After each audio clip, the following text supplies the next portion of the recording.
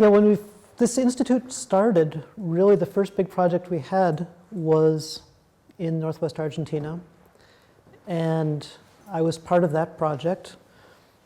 And I really haven't done fieldwork there in more than a decade. So mostly what I'm going to talk about is older work. I'm going to start off with a fairly long introduction in how appetite fission track dating works, because my guess is that there are 2 people in this room, no, 3, maybe 4, who know something about this topic, but not 15. And then I'll give a couple of examples of mostly older data, all from Northwest Argentina. So why use geochronology, thermal chronology to date things?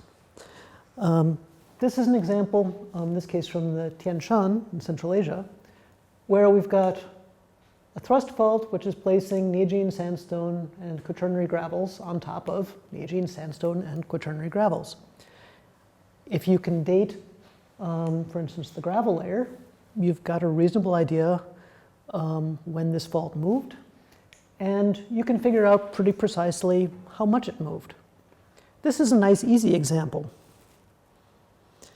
This is a thrust fault in the Tian Shan, which places Carboniferous on top of Carboniferous. So it moved somewhere since the Carboniferous. How exciting. When we did fission track dating, what we discovered is that the hanging wall has a young age compared to the footwall. And so in this case, we think that this fault moved something like the end of the Oligocene. So this is a method where we can try dating events where there's no stratigraphic or no useful stratigraphic evidence. So what is a fission track? We're looking here at a picture of an apatite crystal, which has been polished and etched with nitric acid. And all of these features are fission tracks. We can only see fission tracks with an optical microscope when they've been etched.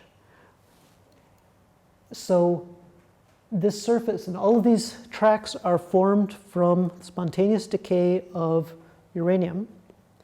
So the uranium undergoes fission, the 2 fission fragments move in opposite directions and damage the crystal lattice. And the damage is preserved at low temperatures. At high temperature, the crystal heals together or anneals very quickly. And there's an intermediate zone where they are slowly getting shorter. And I'll talk about times and rates in the next couple of slides. They tend to be formed, they are formed at pretty much the same length. And then they get shorter at a rate which we can study, which we know reasonably well from lab experiments and fieldwork. We can see tracks which intersect the surface very easily. In cross-section here, what we're looking at is a half track going down into the crystal. The crystal itself is also full of tracks, but we can only see them if there's a way for the acid to reach them. So for instance, this track intersects this track, and therefore we can see a horizontal track in the complete length, both ends of it, from here to there. And there's an example of one of those up here. The semi-tracks are telling us something about how much time has passed and how much uranium is in the sample. The full-length tracks are telling us something about the thermal history of the sample. These tracks are formed in 3 dimensions, and they're coming from uranium, which is sourced inside the crystal, and also uranium which was in the upper half of the crystal, which we have removed. Therefore, you couldn't, well, if you were to put your thin section at the outside of the crystal, on this surface here, for instance, you would be biasing the amount of uranium which could have produced tracks by exactly a factor of 2.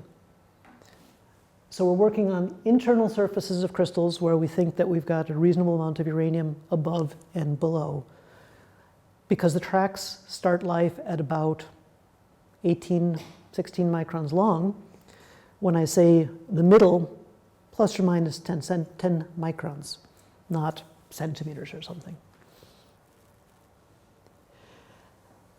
Spontaneous tracks, geologically created tracks that we just looked at, are a function of natural decay over geological time.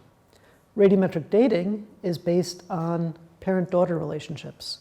So spontaneous fission tracks are daughter products. To get an age, we need daughter and parent. The way that we traditionally do this is we start off with an apatite crystal, which is old, full of tracks. We make our polished thin section. We etch it so that we can see these old geological tracks, spontaneous tracks. And after tracks are etched, they are not going to change their size at all. They're frozen. Then we take a piece of muscovite mica, glimmer. We put it on top of our thin section. This piece of mica has no uranium in it. We send this thing off to a nuclear reactor, and we irradiate the sample with thermal neutrons. Some of those thermal neutrons intersect uranium inside of the crystal, which makes new fissions, which makes new tracks, some of which go up into our piece of mica. After irradiation, we then etch the mica, and we get tracks in the mica, which is produced from uranium in the crystal, and this is proportional to the amount of the uranium, therefore it's proportional to the parent. We etch the mica so that we can see the tracks on the mica, and then we have a thin section which is full of apatite crystals with tracks, and a piece of mica which is full of a mirror image of those tracks, grain print of induced tracks, created in the nuclear reactor. And the ratio between these two is going to be proportional to the parent-daughter ratio. And it really works. When I was a PhD student, the first time I heard about this, I was like, no way, you've got to be kidding. And it really does work quite nicely. So here is a print. Here's the crystal. You can see the density of tracks here is not uniform spatially. There's some uranium zoning, and you see that exactly reflected in the print. It's a pretty good one-to-one image. Down here, you see this print with tons and tons of tracks. Tons of tracks means lots of uranium, right? And if you look at the slide, this is a weird-looking crystal. That's a zircon crystal, which doesn't get etched when we etch the apatites, but it's still got lots of uranium. So you can also do zircon fission track. It has a higher closure temperature than apatite fission track, and a very different etching recipe is needed. Apatites get etched for 20 seconds in dilute nitric acid. Zircons get etched for hours to 100 hours in a eutectic mixture of sodium and potassium hydroxide at like 180 degrees. It's really hard to kill zircons. 100 degrees or a couple of 100 degrees in strong chemicals, and you see tracks. If you need to get rid of a body, put them in zircon etch, and it destroys everything. We have to mount the grains in Teflon because glass would be completely dissolved. So we're just going to talk about apatite today, but you can do fission track on several other minerals, which would have different closure temperatures. Quick word about fission track data plots. Fission trackers have weird-looking plots which almost nobody else uses, and when you first see them, you go, oh, wow, that's weird. These are called radial plots. Radial because the ages are plotted on a arcuate, non-linear scale. So for instance here, this is 20 million years, that's 100 million years. The idea with this is that different grains have not only different ages, but different precision, and we care about both of these factors. So on this plot, over here, you can either read this axis, the x-axis, as a precision index, low precision, high precision, or as percent error on the age. Low precision obviously means high error. High precision means low error. So the way this plot is devised is that the error bar for every point is the same size.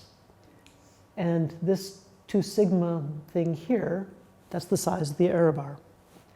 So this point here has a much higher precision, therefore it plots further from the origin, and therefore it plots a narrower swath compared to this grain, which is low precision and therefore has this huge uncertainty associated with it. If all of your grains plot within an overlapping 2 sigma swath, that's a visual way of seeing that your sample passes a chi-squared test, statistical test, which says that all of these individual crystals could represent a common cooling history.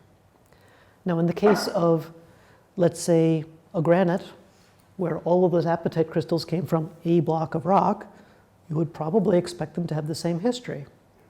If you think about a sandstone, where the crystals came from there and there and there, they might have widely varying ages. You might get a huge spread like this. If you think about a volcanic ash, where you've got lots of crystals from the ash and some older grains which are contamination, that would be another reason why you could have the spread. And it turns out that samples which have experienced certain kinds of temperature histories typically have this kind of open jaw spread pattern, even if they represent a single piece of granite. Word about precision. You probably are more used to things like carbon-14 dating, uranium-lead dating, argon-argon dating, where counting statistics are usually pretty good because you've got lots and lots and lots of counts. Fission track dating, we count literally by hand. You look down the microscope with a hand counter and you go 1, 2, 3, 4. With a hand counter, you get a really strong thumb. And there's a limit to how many things you're going to count. So a small grain with a few tracks might have an age like that. If you've got twice as much uranium, twice as many tracks, more precise. If your grain is twice as big, you count more tracks, you get even more precise. But there's a limit to how precise we're going to get. For a young sample, 10 million years old, plus or minus a million is pretty good. If you want to really precisely date an ash, for instance, this is not a good method. Uranium lead is going to give you a much smaller error bar. On the other hand, there isn't much else that works at these low temperatures. For older samples, which typically have more tracks because they've got more time for tracks to accumulate, you might get as good as 2–3% for a Cretaceous age. A Himalayan age, 1 million years, might be 1 plus or minus 1. That's, for us, is 1 plus or minus a half is really good because there just aren't many tracks in very young samples. So age is related to the density of tracks, the number of tracks which have passed through a unit area. We also look at confined tracks. In reflected light, for instance here, the same thing in transmitted light. And we measure a large number of these things. Typically, we'd like to measure about 100 of them in a sample and make a histogram, because every track is created at the same length, and they get shorter as a function of time and temperature, but they never get longer again. If you look at this histogram, that longest track must be the youngest track, because it saw the shortest time history. This really short one here is almost certainly the oldest track that we measured. It saw a long temperature history. And so if we've got a mathematical equation which tells us how these things shorten as a function of time and temperature, we can do track length modeling to come up with different kinds of thermal histories which are compatible with such a track length distribution. So what we're getting is not a time temperature point, instead we're getting a time temperature path. And that really is something that's very different than most other chronologic methods. So this method was very well calibrated in the Otway Basin in Australia. The early days of fission track dating were based only on track densities, ages, but no track lengths. And there's a couple of ages in the place we're going to go on our field trip, for instance, which are old, based only on ages on track, without any track length data. And then in the mid-'80s, a group in Australia started looking in great detail at track lengths. And they did a bunch of lab experiments, and they also did a bunch of experiments in the Otway Basin, which is a petroleum-bearing basin near their town of Melbourne. The Otway Basin is a really nice place to do studies because it's been continuously subsiding since the Cretaceous. It's surrounded by Cretaceous volcanic rocks. And most of the grains that are deposited in the basin came from the Cretaceous volcanics. The basin is continuously subsiding. Therefore, the temperature today at depth is the maximum temperature that these samples have seen. And this basin has lots of petroleum exploration. Therefore, they could get a bunch of well samples. So what we're looking at is temperature going down a well. And first of all, we'll talk about fission track ages. So fission track age from 0 to 150. And here is the fission track age data on old style histograms, really old papers, and replotted on radial plots, the newer way of looking at data, newer, mid-'80s. And what you see is that the shallow levels here, low temperature, the age is Cretaceous. We're looking at a provenance fingerprint of the volcanic rocks which source this basin. As we get hotter, as we get deeper, the ages get younger and younger and younger until finally you get to a temperature where the ages are 0. Why do the ages get younger? If this is a length, and we're interested in the chance that this length intersects the surface, as the length gets shorter, there's a smaller and smaller chance that it's going to cross that surface until it gets so short that there's nothing to measure. It's not that it's effectively a geometric effect, but that geometric effect is really pretty similar to diffusion. The tracks are getting shorter, there's a smaller abundance per volume of the tracks. And so you start off with only old ages on the radial plot, and those old ages start getting younger, and then you get this weird wedge pattern, this broad spread, and finally you would get 0 ages at depth.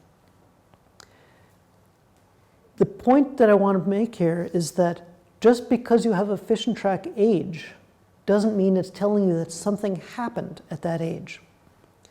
Something happened in the Cretaceous. That something was volcanic eruption, crystals cooled very quickly, the rocks cooled very quickly because they're volcanics.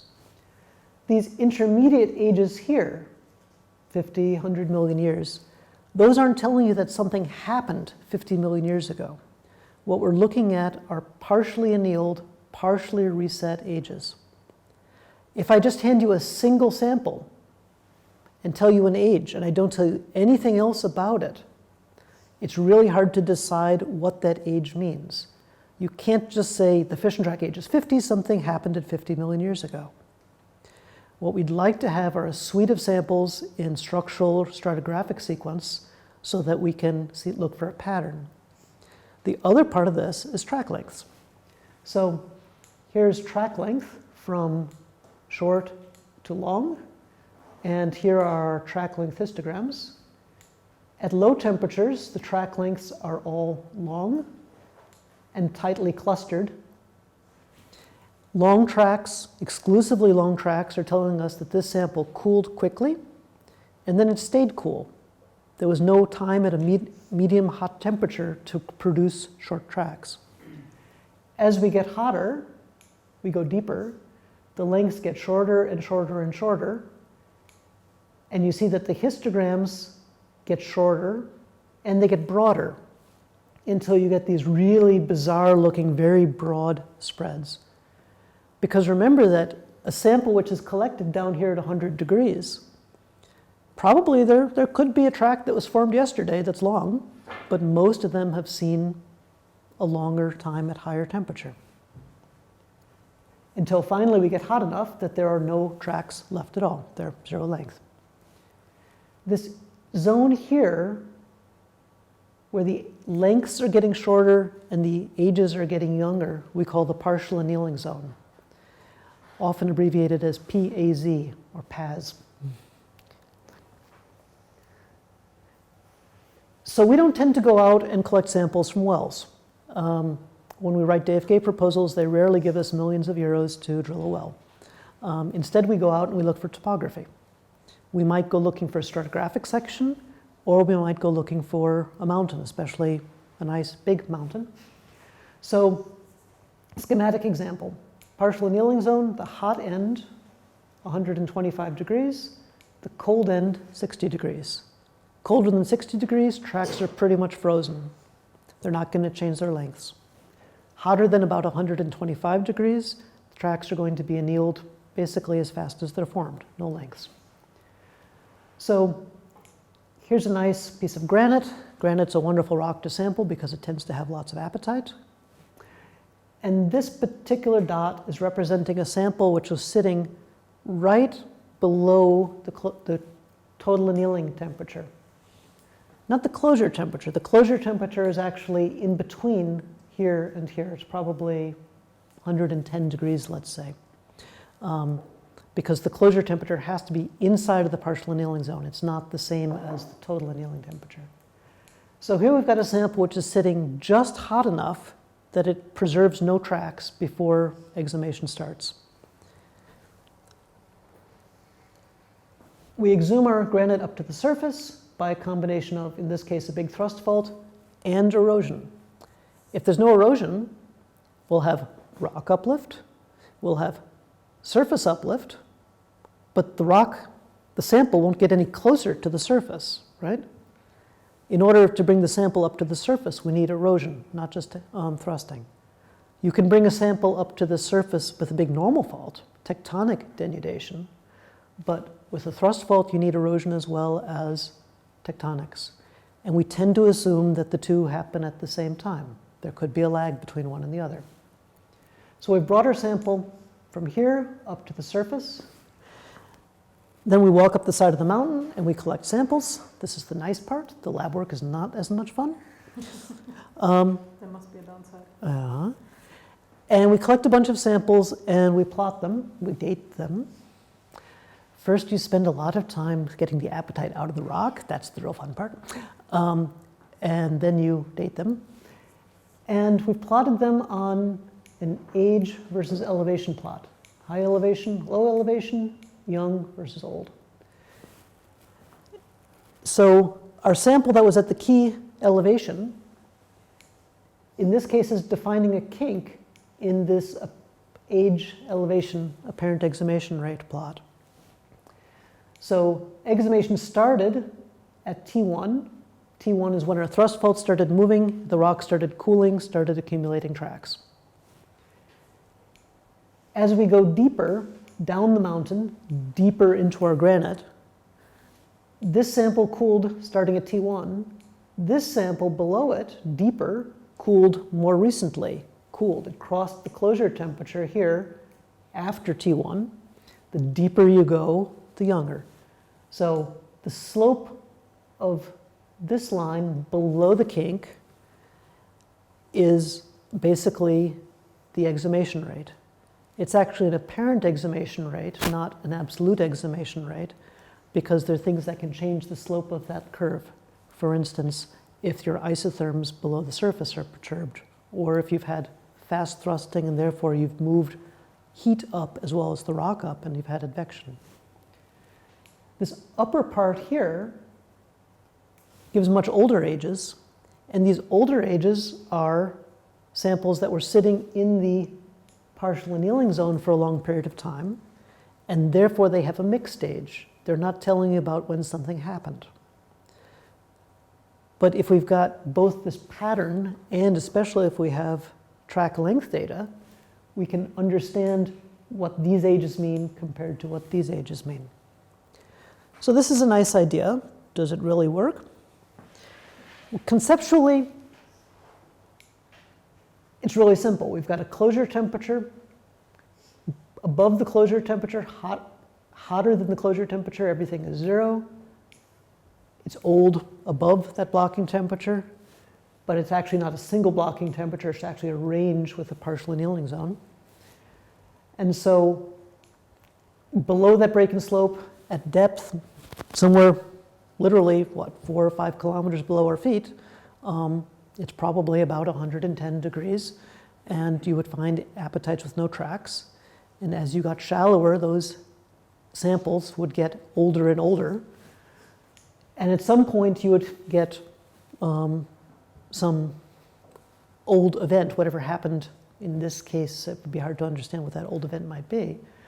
And if you were to take this profile and then exhume it a second time, you could actually get multiple kinks representing different events if you've got a big enough exhumation event and enough structural relief to sample. So this is one of the larger profiles, one of the early big profiles that was done.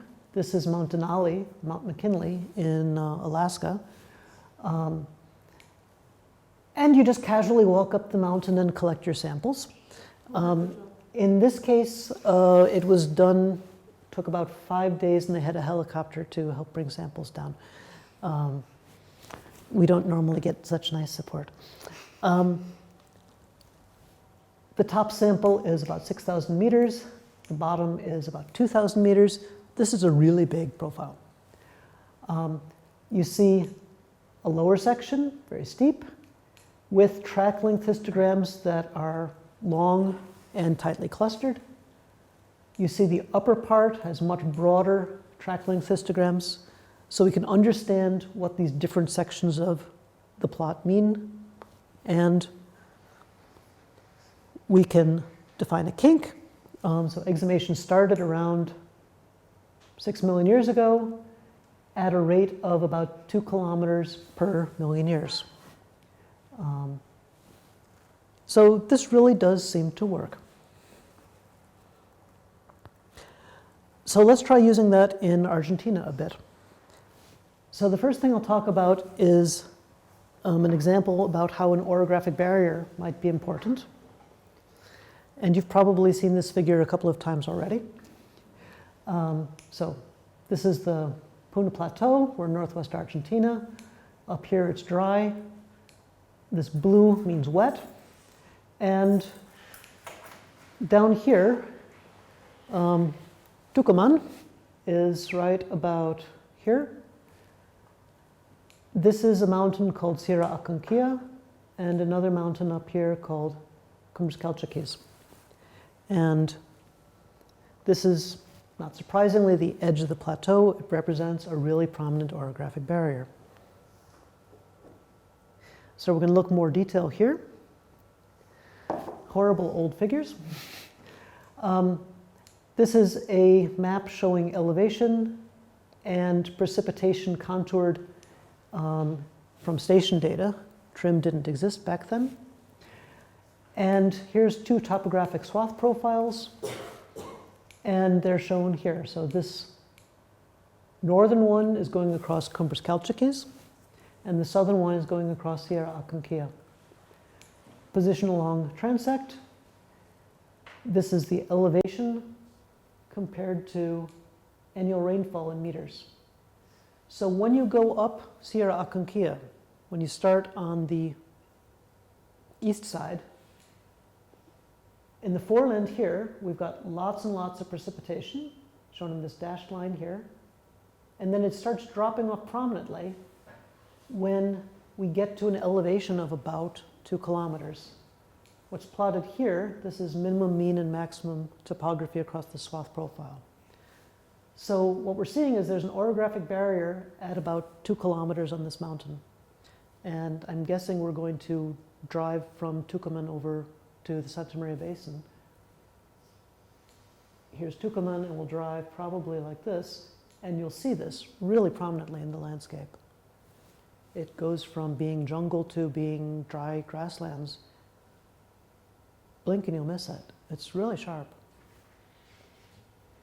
Sierra Acanquilla was glaciated once. There's no glaciers present today, but there's clear glacial morphology on the peaks.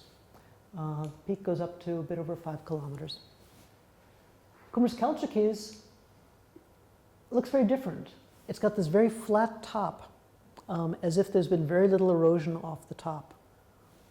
There's evidence of a Pleistocene snowline, but no evidence of glaciation, even though it has pretty much the same peak elevation.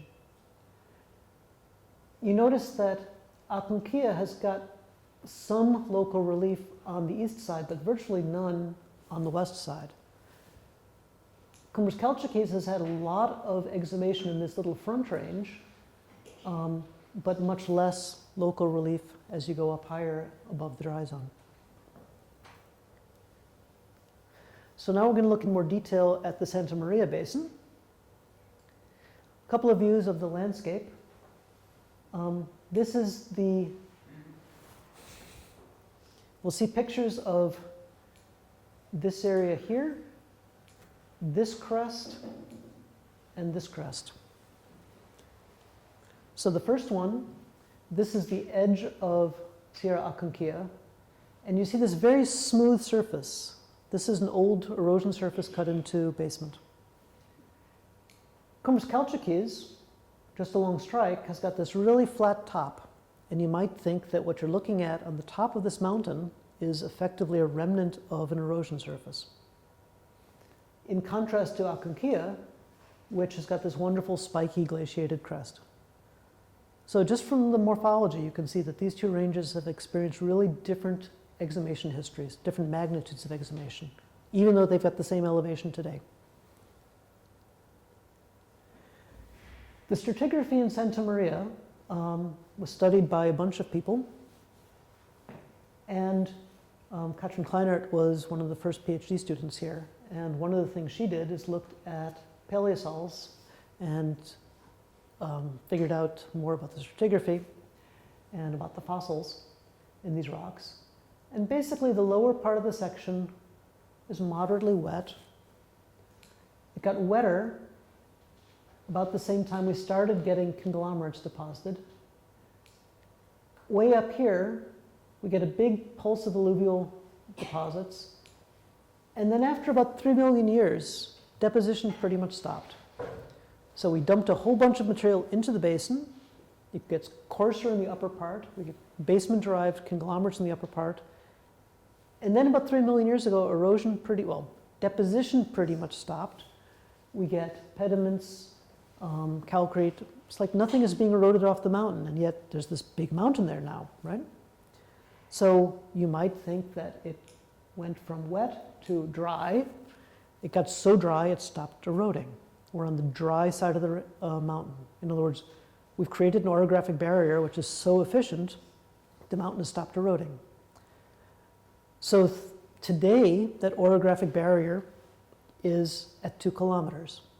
So you might say, by about 3 million years ago, this mountain must have been at least 2 kilometers high. You can probably be more elaborate than that, first order idea. A long time ago, people said, oh, well, the conglomerates started showing up about here. That must be when the mountain started to be exhumed. But that's based on the assumption that before exhumation, basement was sitting at the surface, but it was flat. But if you had sediment on top of basement, then you would have to erode away all of the sediment before you could start getting basement-derived conglomerates. And in fact, that's what seems to have happened. So yes, there is fission track data. We did a pair of vertical profiles on the eastern side, the western side, the dry side of both mountains. Akonkia, all of these samples are really young, from what, 4, 5 million years to 6 million years. The top of the mountain at 5 kilometers, almost 5 kilometers, is totally reset apatite fission track. Total reset means it was at least 110, 120 degrees, meaning that there's been at least 120 degrees. If you know what the geothermal gradient is, you can turn that into a thickness. Let's say 3 to 5 kilometers of material eroded off above the highest peaks of this mountain. It's a lot. Cumbres calciques looks totally different. At low elevation, we've got old ages, and then it's got this really weird inverse curve getting younger up, which is not what I told you should happen, right? What we think happened here is that this erosion surface formed as the mountain was cooling. And so instead of creating relief, we were removing relief. And all of these ages are resulting not from Cenozoic tectonism, which built the mountain that you see today. Instead, they're related to something which happened in the Cretaceous. And probably what that is a rifting event. We think that this mountain reflects a rift shoulder, a former topographic high that was made in the Cretaceous. Part of the reason for that is that when you go into the adjacent basin in the subsurface and further to the north, there's really nice Cretaceous rift deposits preserved. So next I'm going to show you, well, the slope of the data in Akonkia suggests about 1.5 kilometers per million years. That's not very, well, in Argentina, this is fast. In the Himalayas, you would say this is really slow. But for Northwest Argentina, this is a pretty fast exhuming mountain. I'll show you more newer data from Akonkia next. But before we leave this slide, I'll point out that later I'm going to show you a thermal model result from this bottom sample from Cumbres calciques. So this was published in 2003, and about the time we finished the work, I got a chance to finally go there for the first time, because I wasn't the person who collected this first set of samples. So this is Sierra Akonkia, Google Earth view. North is that way. This is the first profile here. And in, I think it was 2002, I had a chance to climb up with 2 people helping me, one of whom was a local mule man, so we did this with mules to carry the nice big rocks. Climbed up, and then we collected a second profile going down the wet side. This was a nice 3-day trip. It was good. You don't necessarily want to go to 5 kilometers in just a day or 2. It's, you'll notice it. The samples are color-coded with young ages. Really young is red, but the difference between red and yellow in this case is they about overlap. These 2 samples here, or this sample, is much, much older. And what we discovered is that there seems to be a big thrust fault here, which is pretty much not mapped.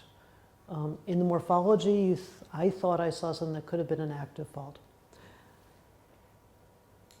So, and then there obviously must be another fault here in the Santa Maria side to explain this very young uplift on the west side. So I analyzed the apatite fission track data here, but the paper was already published, so it sort of sat around for many years. And then a PhD student from the University of Göttingen and his advisor, Siggy Sigmundsson, came to me and said, we've been doing a whole bunch of sampling, including more sampling in Cumbres calciques, and we'd like to work with you on interpreting these things. So I gave them all of my existing samples, and they did some apatite helium work and some zircon helium work, and they did more fission track and some other samples as well. So I've talked only about fission track dating so far. we have a fission track lab in this house upstairs since, I guess it started running in '97. And a couple of years ago, I borrowed, officially long-term loan from GAFSED, a device which is made for analyzing helium. The machine is called an alphacron. And this measures the ratios between helium-4 and helium-3. Helium-4 we use for spiking so that we can get an absolute amount of helium-3. Saying this backwards, aren't I? Uranium and thorium and also samarium decay mostly by alpha emission. An alpha particle is exactly helium. Helium-4, not 3, sorry, backwards. If you can tell how much uranium is in the crystal, this is another thermochronologic method. So we have a working helium lab here as well. The uranium, thorium, samarium work is done by ICPMS at GAFSED with Johannes Glodny. I'm not going to tell anything about the method because that would just be too much for today. But it works very nicely. Zircon helium has a closure temperature of about 180 degrees. Apatite helium, closure temperature of 65, 70 degrees, simply stated. So this data set now has not only apatite fission track, but also zircon helium. The apatite helium mostly did not work very well from these rocks. So this is data from a decade later from Stefan Lobens. And notice that here the age scale is very long because we've got a couple of very old zircon helium ages. So next I'm just going to show you the young part of this so that you can actually see something. So we've got data from the east side and we've got data from the west side. The west apatite fission track is the old data set. So west fission track is here. East fission track is here. Very happily, they have the same age at the top. That's good, right? Because they are sampled effectively at the same place, but analyzed years apart. So the method works. But the wet east side is much younger. Furthermore, the lowest elevation east sample for zircon helium is older, and did I lose a dot? Maybe not. So we've got this big age jump here at the bottom. And what that means is there's a big fault at the bottom. How big is the fault? We know that the top of the mountain here has apatite fission track totally reset. So the top of the mountain prior to the onset of exhumation was at least 110, 120 degrees. It actually was probably hotter than that. If you assume a geothermal gradient of 20 degrees per kilometer, this zircon helium would correspond to an apatite fission track way up here. If you assume a geothermal gradient that would get you to here, that would be a geothermal gradient of 35 degrees C per kilometer, which is probably too hot. So the top of the mountain is not only 110 degrees, it probably was an extra kilometer, maybe half a kilometer deeper. So if the geothermal gradient was 20 degrees per kilometer, this point here, 6.5 kilometers, was at 110 degrees, meaning another 5 kilometers. So that would imply 1.5 plus 5, 6.5 kilometers taken off the top of the mountain. A higher geothermal gradient makes that number less scary. But still, there's been a lot. And furthermore, assuming that the footwall and the hanging wall used to be like this, and they've just been offset like this, it's a big fault, right? It's like a 5-kilometer vertical throw or something. So what about Cumbres-Kaltschakis? This is a thermal model from the basal sample. What we're looking at is an inverse model result. So these paths here are all good fits to the track length data. It started off hot back in the Cretaceous. It cooled slowly through the Cretaceous and the Paleogene, eroding, eroding, eroding. It's presently sitting here at the surface. What this model is telling us is that there are no good fits or even acceptable fits which just cool monotonically up to the present. The only way that you get good fits to the track length data is if you have a reheating followed by final exhumation. This reheating is constrained here as the time of the oldest sediments in the Santa Maria Basin, what we thought was the age of those sediments at the time. And I've set the exhumation here as the time of fast exhumation, what we thought was the time of fast exhumation in 2003. According to Lobens, maybe we're a little bit wrong. Assuming that the two mountains went up at the same time, because we don't have any reset ages from Cumbres-Kaltschakis. So what this says is that we had, so the maximum temperature was maybe 84 degrees, and it started cooling, started being reheated from maybe 45, 40 degrees. In other words, we had maybe 40 plus or minus degrees of heating before final cooling. This is suggesting that we had maybe 1.5 kilometers, 2 kilometers of sediment, which used to lie on top of Cumbres-Kaltschakis before the mountain started to be exhumed.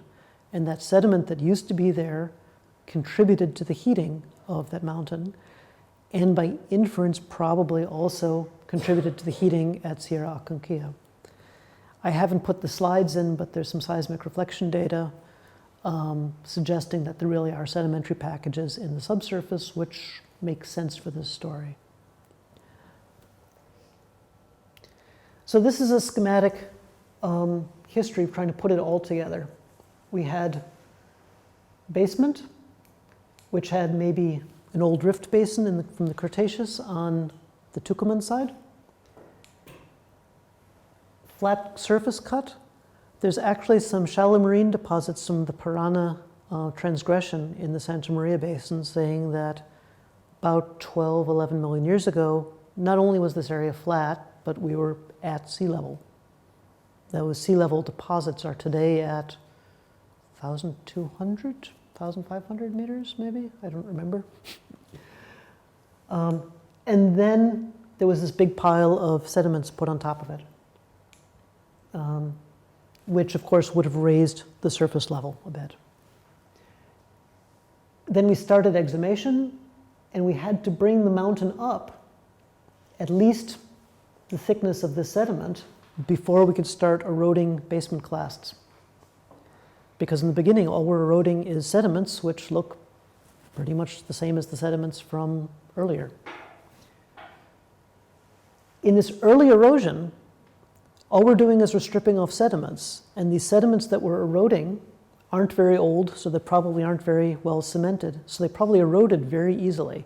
We had a pulse of really fast uplift for a couple of million years. Sorry. We had a pulse of very fast rock uplift, thrusting. We had a corresponding fast exhumation, 1.5 kilometers per million years. But we probably had very little surface uplift. Surface uplift is the difference between rock uplift and erosion. So if you've got soft, easy to erode rocks, you don't get much surface uplift. We didn't make much topography until the basement started poking out. Once the basement started poking out, you could build a lot more topography quickly because the basement erodes much more slowly than the sediments. And therefore, by about 3 million years ago, we had gone from very low topography to at least 2 kilometers, enough to make a rain shadow. And it got so dry that sedimentation on the dry side pretty much stopped. And we kept growing the mountain, especially on the thrust faults on the wet east side as time went on. So that's probably a good place to stop. I could keep talking, but my guess is that's probably enough for today. Yes?